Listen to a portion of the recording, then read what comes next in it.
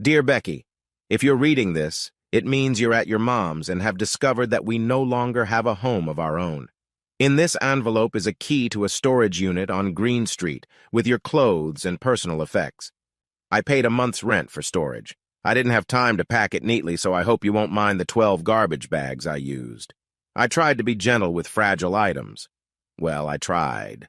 Thanks for leaving me a letter on the mantelpiece when you and Brad went on the 2-week cruise with those tickets I brought home.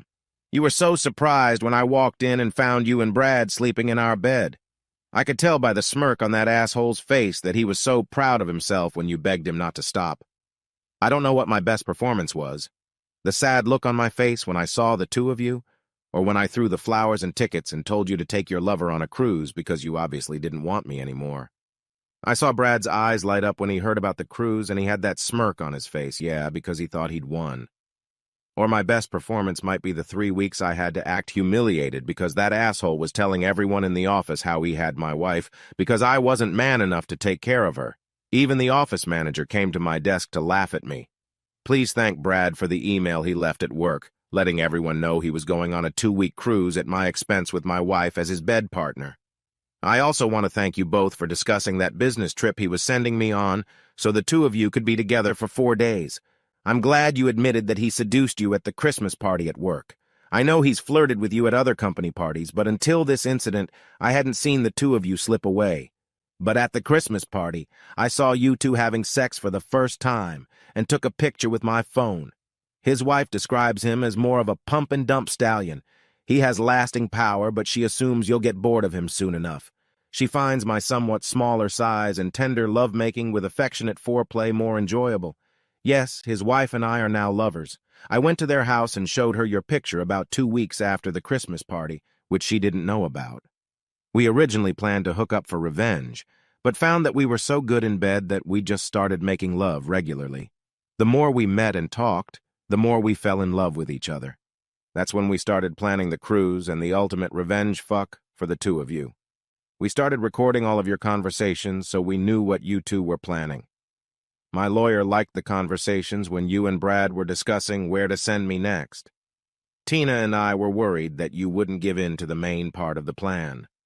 The hardest part was convincing you to sell the house first. I thought you'd buy the offer to buy us a bigger house in a better neighborhood, and you did.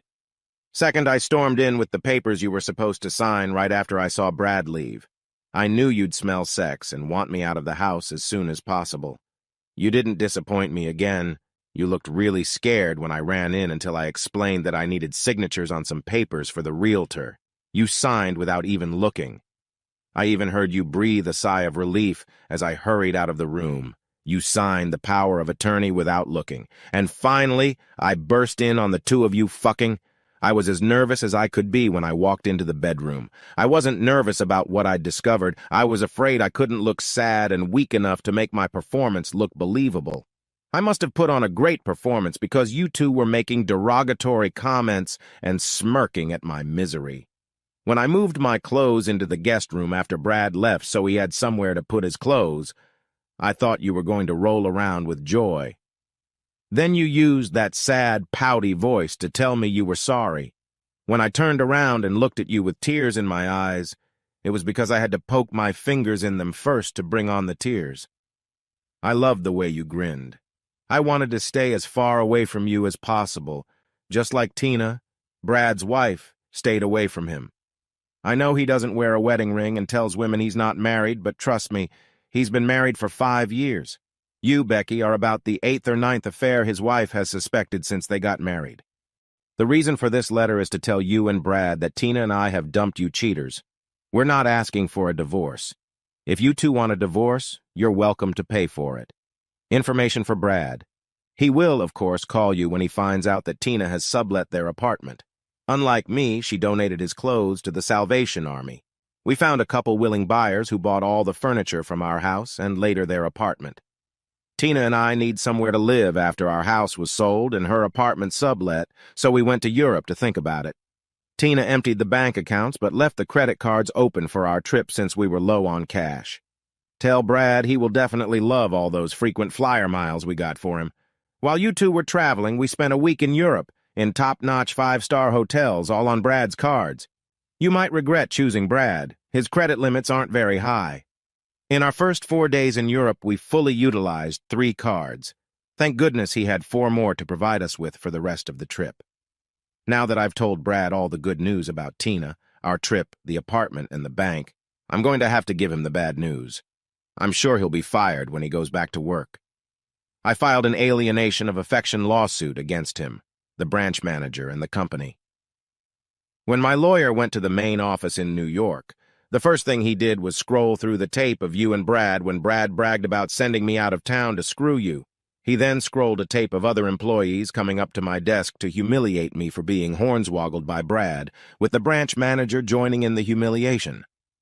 Next, the attorney presented Brad's email about the cruise on the company's server. After seeing and hearing all of this, the company's lawyers fully complied with our humble request for money and layoffs if I would sign a confidentiality agreement. They faxed the agreement to me at work. I signed and sent it back along with my resignation letter. They gave my attorney 2 checks, one for his fee and one for me, consisting of my cash pension, settlement, and any unused vacation days. I was retired before you and the asshole even boarded the ship. Tina also sold one of their cars and her sailboat. Tell Brad he should watch what he signs before he runs out the door. He, like you, gave Tina his power of attorney.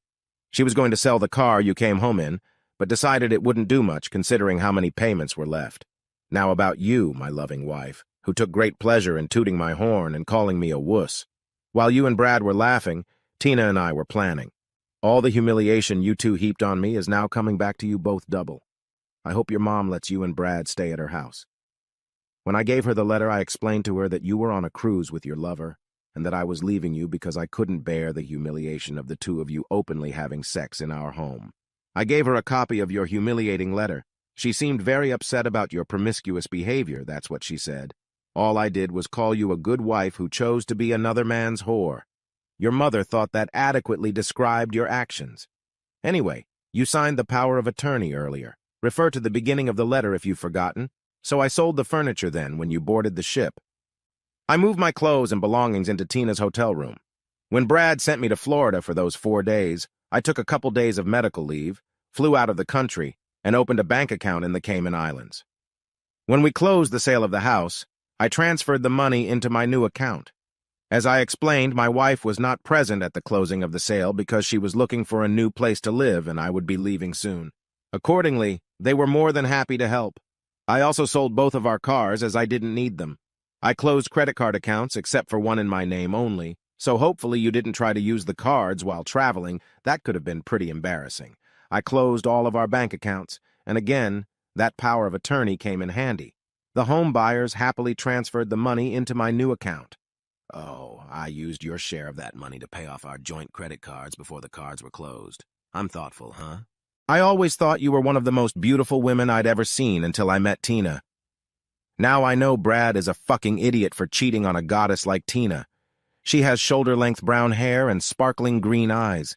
She's short and slender, with perfect little breasts that won't sag to her navel like you will in a couple years, and a nice tight ass. She's 4 years younger than me, so I'll have a young mistress while Brad takes your much older ass. When we were in Europe, men watched with envy as she held my hand as we walked around. All eyes were fixed on us as we danced in the evenings. The stars watched as we made love every night. Tina and I hadn't decided where we would live yet. With our combined money, we don't have to work anymore, so we'll probably be traveling around looking for the perfect place to retire. I know you liked your part-time job because you said staying at home bored you. Well, now you can enjoy the benefits of working full-time. You and Brad could do a job search together, or you could always find an evening job on one of the corners downtown. You'll have all the size and color options you want and deserve. Just remember your weekly checkups and HIV tests, your ex-lover and ex-husband.